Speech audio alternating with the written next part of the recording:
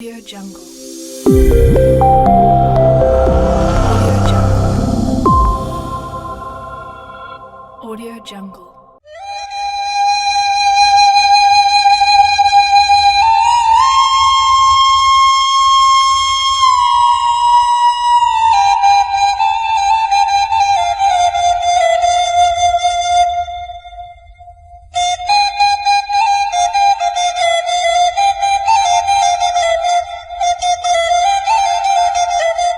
Lalu orang Yahudi, karena Rasul sering membaca dengan suara yang agak keras, sehingga Abu Jahal mengejar dan mencari nama yang mana Muhammad, aku akan penggal lehernya. Disinilah turun ayat wa ja'alna min baini aydihim sadda wa min khalfihim. Aku beri dinding kiri dan kanan, dan aku butakan mata. Namun orang yang melihat biasa tidak adalah dinding, yang merasakan hanya Abu Jahal. Pergi ke belakang mundur, ada dinding yang membentur. Pergi ke depan, ke kiri juga seperti itu, ada dinding yang membatasi. Matanya buta, tidak bisa melihat. Berjam-jam lalu Abu Jahal dengan penuh kelicikannya apa katanya? Wahai Muhammad, demi Allah, bulat Allahmu, pasti demi kekerabatan kita, kekeluargaan kita sesama orang Arab, aku percaya kepada engkau utusan Allah. Mintakan aku ampun kepada Allahmu. Aku percaya kepada engkau adalah Rasul. Disinilah letak. Andaikan tajadi dek kita kini kau ladiang gadang pedang hampir menebas leher kita, hampir putus. Apakah berani awak? Apakah amuh awak? Apakah amuh kita memintakan ampun dan memaafkan orang seperti itu? Allahu a'lam. Tapi Rasul inilah yang perlu, ikulah yang perlu kita contoh dan kita teladani. Inya minta ampun dan mengakui walaupun dia tidak pernah mengakui seumur hidupnya. Untuk diketahui, akhirnya Rasul berdoa lalu terjadi seperti semula. Dengan muka masam dia balik kanan. Abu Jahal diriwayatkan siapapun tidak akan bisa menyentuh Abu Jahal. Dia itu bagaikan ditaburi. Dia itu dilindungi oleh semak belukar, hutan belantara dan pohon yang gede. Pohon semak belukar yang melindungi itu apa? Yaitu pedang dan tombak dengan anak buahnya. Itulah perumpamaannya. Saking hebatnya, begitu hebatnya Abu Jahal, dia tidak pernah tunduk. Beberapa kali juga dia minta ampun, tapi itu hanya sekedar basa-basi untuk meloloskan dirinya.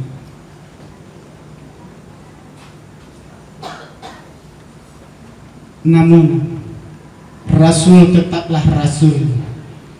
Allah selalu memimpin, Allah selalu membimbing, Allah selalu mengutus malaikatnya untuk menuntun pemikirannya dan lidahnya. Siapapun yang minta maaf kepadanya, orang belum minta maaf kepada beliau, dia sudah maafkan terlebih dahulu. Itulah akhlak yang perlu kita contoh.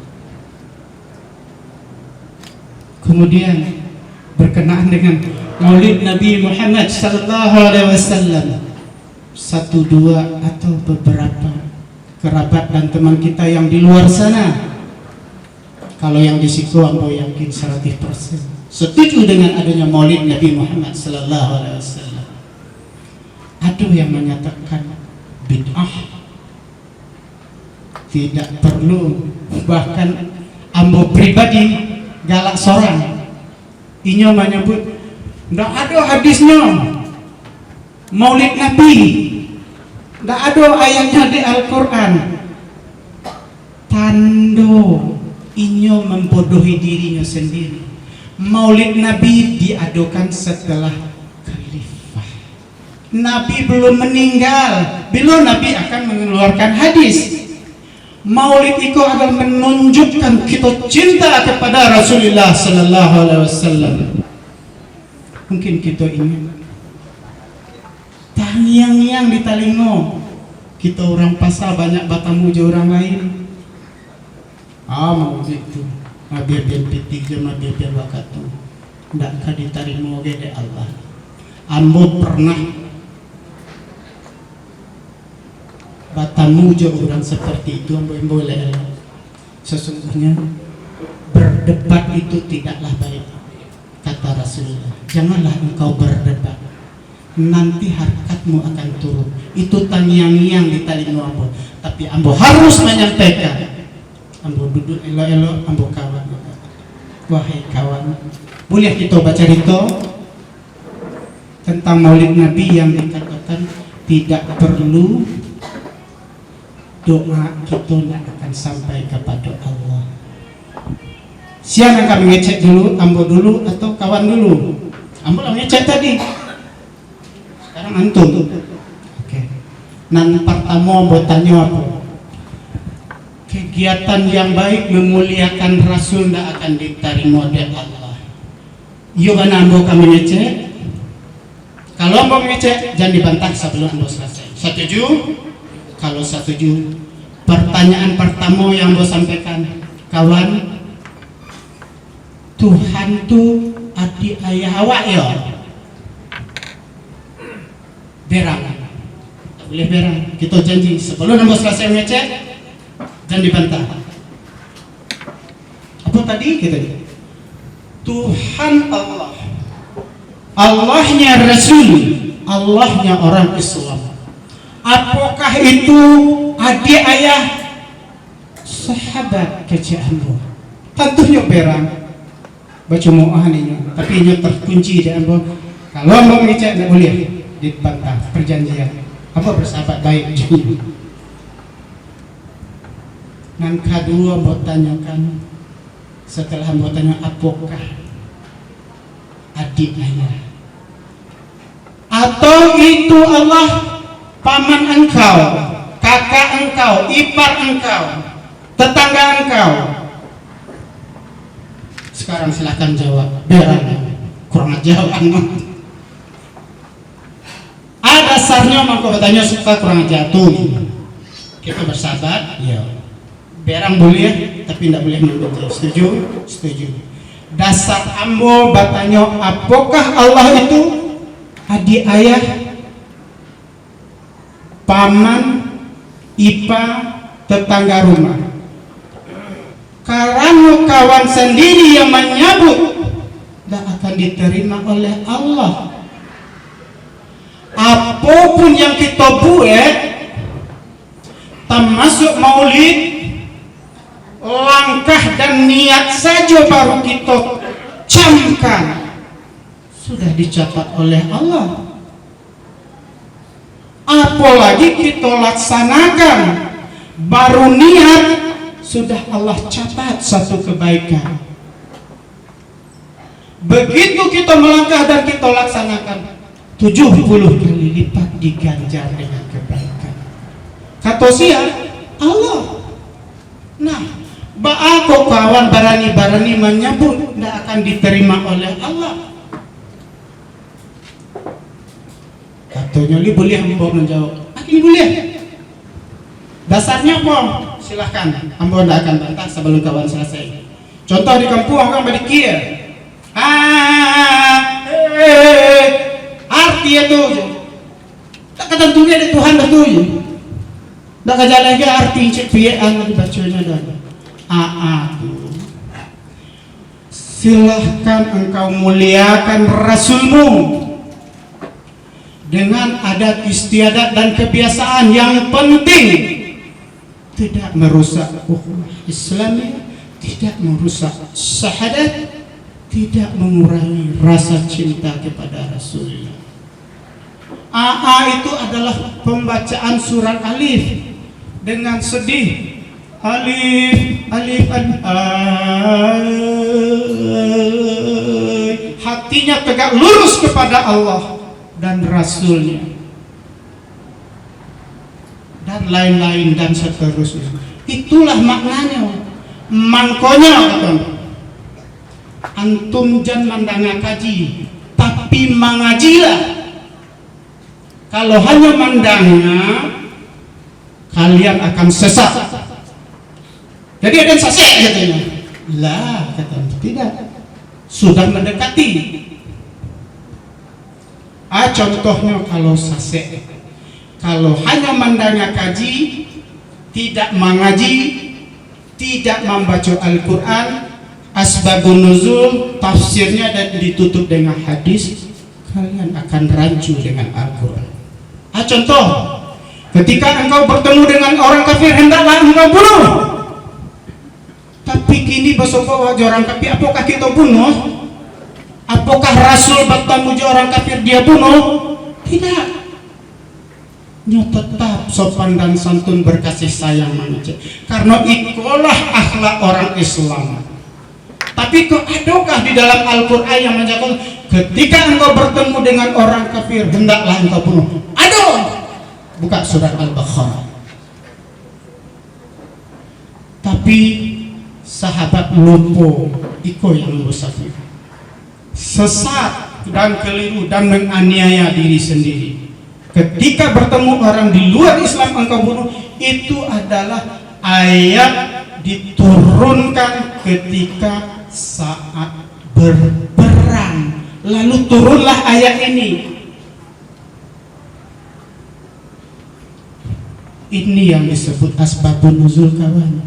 Jangan mandanga kaji, harus mengaji. Baca Al-Quran, baca artinya, ikuti asbabun nuzul. Kini sudah sangat gampang. Asbabun nuzul sudah ada dalam bahasa Indonesia diterjemahkan. Tafsir sudah ada yang diterjemahkan kepada bahasa Indonesia.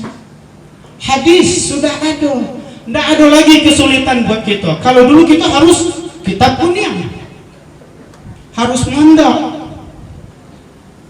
Apa yang membuat kita? Kemudian kawan itu menyebut, kalau takah itu mungkin badia kakak jo, ada tetesan Abu Jahal, tetap menyodak tarima. Ada tidak percaya kata itu? Salah saja menjabuk huruf bahasa Arab ayat Al-Quran, beda artinya kawan. Bagaimana orang-orang di kampung termasuk mengaji kematian, baca bismillah je tak berasih, baju aja bantu itunya. Itulah nama mengaji. Orang kematian di rumah, pesta-pesta makan, sehingga bacaan tak sempurna, bau pamo awak ke tanah abang aja. Minta galih awak ke bos, ditahu orang tu artinya tu. Kalau Al-Quran tak bisa diambil contoh seperti itu, kawan. Allah itu akan menerima amal ibadah, perbuatan tanpa dilakukan sudah dihitung satu kebaikan. Niat baru terucap lah dicatat, tapi tidak dilaksanakan, satu kebaikan Allah tidak tarik, tidak ada pembatalan. Begitu kita laksanakan 7 kali lipat, 10 kali lipat, bahkan 70 kali lipat ganjaran. Begitu kita laksanakan. Tidak bisa kawan disebut bertemu jobos tanah abang di pasar minta utang kacet nak jare, iko tidak bisa. Lalu kawan yang baca, kalau tak itu taruh jelas pemahaman tuan itu dulu, kawan itu dulu, ambil biarlah untuk sementara berpikir. Silakan 24 jam mari kita berdiskusi. Apa yang mau sampaikan kok tadi yang mau sabit kurang aja mungkin Caroi pun memang harus seperti itu, harus apakah ayah awak, bapak awak, adik apa awak, mama awak, Tuhan tuh sehingga awak tahu mana yang diterima, mana yang tidak diterima. Yang tahu diterima atau tidak diterima hanya hak prerogatif Allah, bukan hak prerogatif malaikat. Malaikat tugasnya hanya mencatat. Kembali tadi kita sebut tentang kawan kita yang menyebut pengajian kematian, ambo tertarik dengan kalimat itu. Ambo lanjut, mungkin agak menyempeng di dalam surat Yasin ayat ke-58, alam ja'al,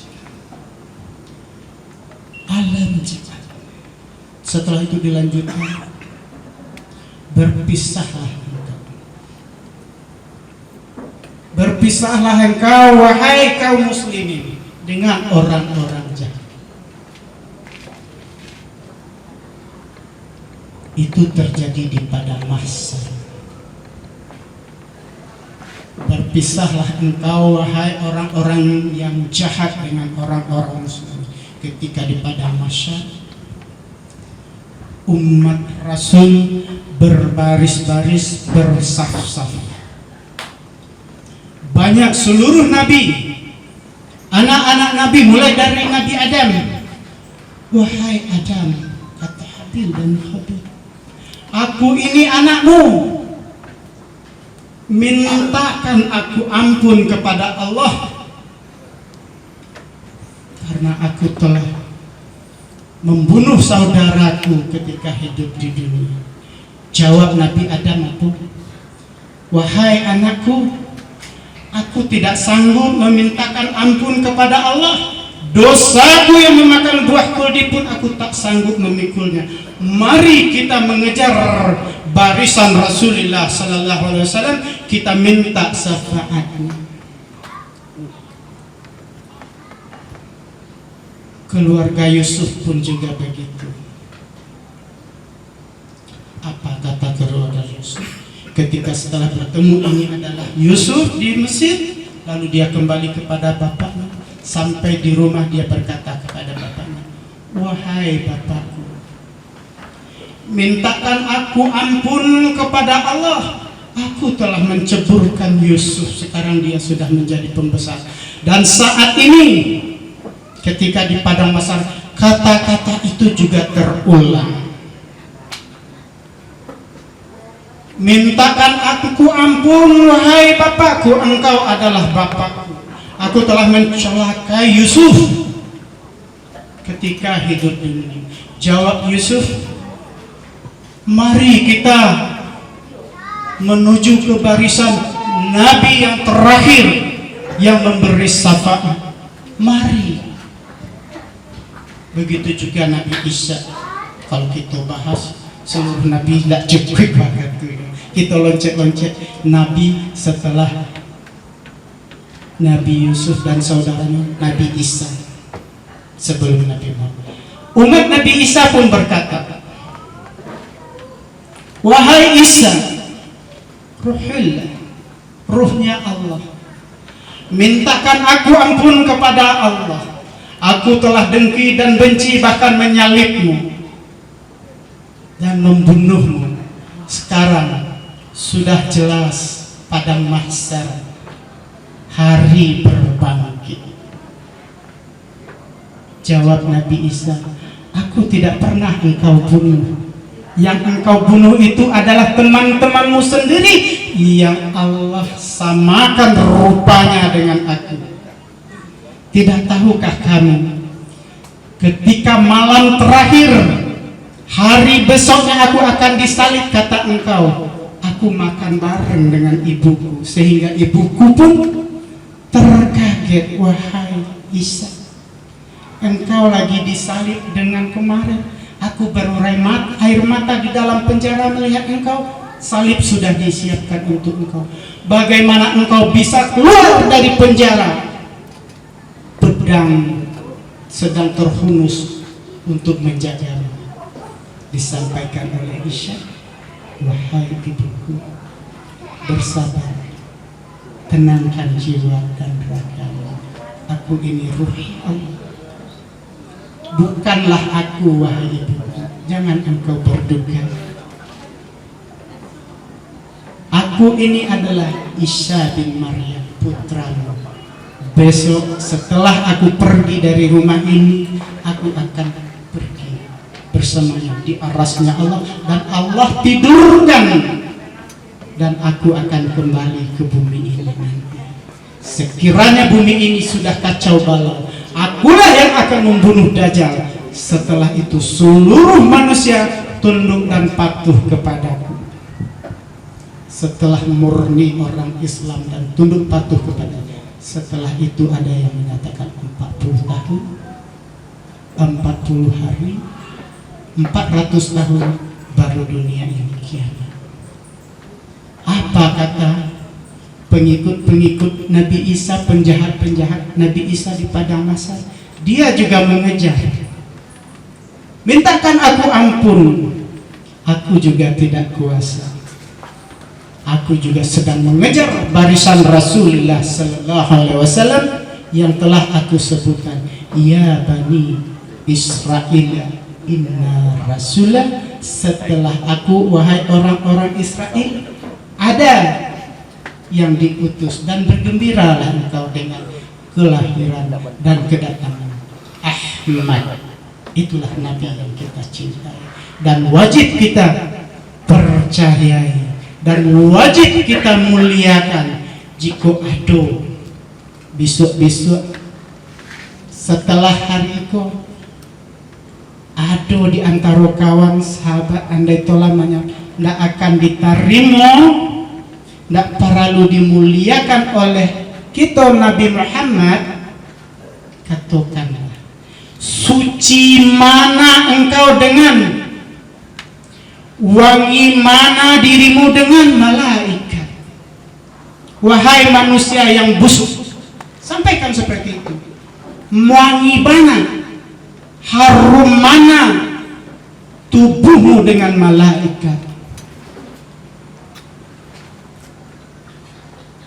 Kalau ada yang menyatakan tidak perlu maulid, tidak perlu bersalawat, yang penting sholat berbuat baik, katakan kepada orang yang menyampaikan itu, wahai sahabatku, wangi mana tubuhmu, jiwa dan ragamu, suci mana dirimu, hebat mana, patuh dan tunduk mana engkau dengan malaikat. Jika dia belum puas juga berkata seperti itu, wahai sahabat, aku akan berkata lagi kepada engkau, jika engkau kokoh dengan pendirianmu, bersalawat, memuliakan Rasul tidak perlu, tahukah engkau siapa yang menciptakan langit dan bumi? Siapa yang menghidup dan mematikan ayah ibumu dan kamu juga? Siapa yang memberi engkau makan dan minum dan rezeki? Pantas mana aku percaya dengan engkau atau orang yang memberi engkau hidup, memberi rezeki, menghidup dan mematikan ayah dan ibumu? Siapa dia? Allah. Jika engkau tidak sanggup mulia, tidak sanggup berpuasa seperti Allah Subhanahu wa ta'ala, janganlah engkau berkata begitu, engkau akan kukatakan murtad. Apa dasarnya? Tidakkah engkau dengar di masjid-masjid setiap hari Jumat, setiap mau sholat, innallaha wa malaikatuhu yusalluna 'alan nabi, Allah dan malaikat saja bersalawat kepada Nabi. Antum semua yang mengatakan maulid Nabi, memuliakan Nabi tidak perlu. Mulia mana engkau dengan malaikat? Malaikat tidak pernah membantah apapun yang dikatakan oleh Allah. Malaikat selalu tunduk dan patuh. Jika diperintahkan mencatat, dia catat. Jika tidak diperintahkan mencatat, dia tidak akan mencatat. Itulah malaikat. wajah malaikat bisa berubah dengan apapun yang ia kehendaki. Sekarang wajahmu ketika lahir, kakimu dua, tanganmu dua, matamu dua, tak pernah kulihat berubah-berubah. Engkau tidaklah semulia malaikat, engkau hanyalah manusia yang busuk. Busukku apa? Bukalah isi perutmu, pasti ada yang busuk. Pendamlah di dalam tanah, pasti ada yang busuk. Jawab seperti itu. Tegas. Mulia mana engkau dengan malaikat? Innallaha wa malaikatahu yusalluna 'alan nabi. Ya ayyuhallazina amanu sallu sallimu taslim. Allah, malaikat berselawat kepada Nabi. Lah kenapa kita ini tulang yang 8 potong? Kita yang penuh lupa dan khilaf, penuh dengan dosa, menyatakan berani-beraninya tidak perlu berselawat kepada Nabi. Ajaranmu sesat, sahabat. Jika engkau menyatakan ini, tidak perlu. Datanglah engkau ke majelis-majelis pengajian. Jangan hanya mendengar ketika kiai, ulama, ustadz atau orang Padang tuanku tanyakan kitab yang mana, aku orangnya seperti ini, nanti akan diberi petunjuk. Untuk pemula hendaklah engkau membaca ini aja dulu. Dan ambo pun meminta dengan kerendah hati, bukan berarti ambo mengajari. Bacalah Al-Quran. Kalau kita sudah membaca Al-Quran, memang itu sudah biasa. Tapi coba tanamkan pelan-pelan, targetkan membaca Al-Quran itu 6 hari khatam. Tapi artinya saja dulu, bertahap. Apa rumusnya kok bisa 6 hari? Kalau orang-orang di pondok sehari semalam, dari maghrib sampai sholat tahajud bisa khatam. Tapi orang-orang yang di pondok yang sudah tinggi makna, kita yang pemula cukup, ambo pun seperti itu. Dasarnya 6 hari. Al-Quran terdiri dari 604 halaman atau 603 halaman, hurufnya di agak kecilkan. 1 hari 100 halaman. Caranya seperti apa?